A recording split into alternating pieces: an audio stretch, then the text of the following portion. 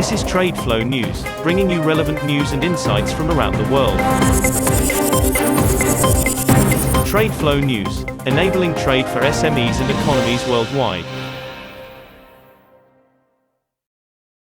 Welcome back to Trade Flow TV. You know the drill. Markets move fast, and if you're not ahead, you're under. It is Wednesday, July 8th, 2026. We are waking up to a global market that is fundamentally running out of physical atoms. Paper algorithms are officially panicking.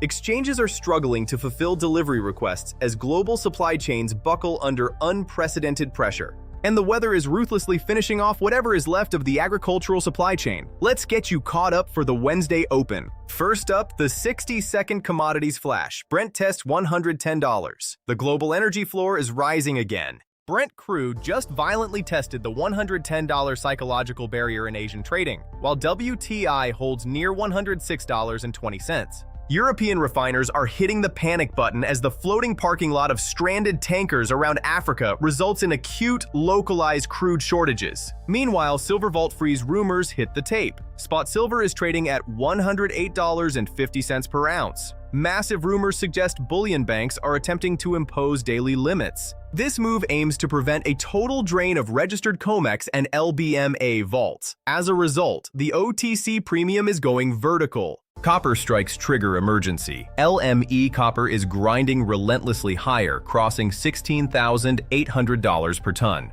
Peru declared a state of emergency as mining strikes paralyzed exports just as AI tech demand hits a fever pitch. Finally, ag markets are halted.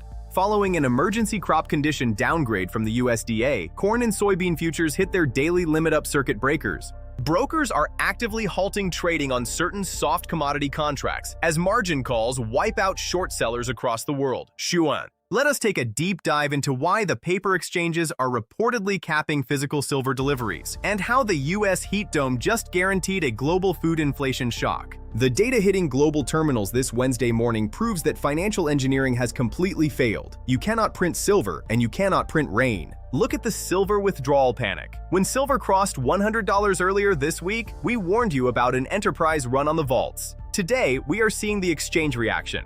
If the rumors of physical withdrawal limits are true, we have officially entered a two-tier market. Tech giants need physical silver paste, not paper ETFs auction. If you hold physical silver, you own the asset. If you hold paper, you are holding an unsecured liability that is rapidly becoming cash settled against your will. This brings us to the U.S. heat dome blackout. We are witnessing a devastating macroeconomic weather event parked over the U.S. Midwest. The heat has completely decimated the critical pollination window for the American corn crop, and the global harvest was already starved by export bans. Xuan. Food processors and multinational brands are going to see their profit margins absolutely obliterated. Agflation is no longer a threat. It is a mathematical certainty.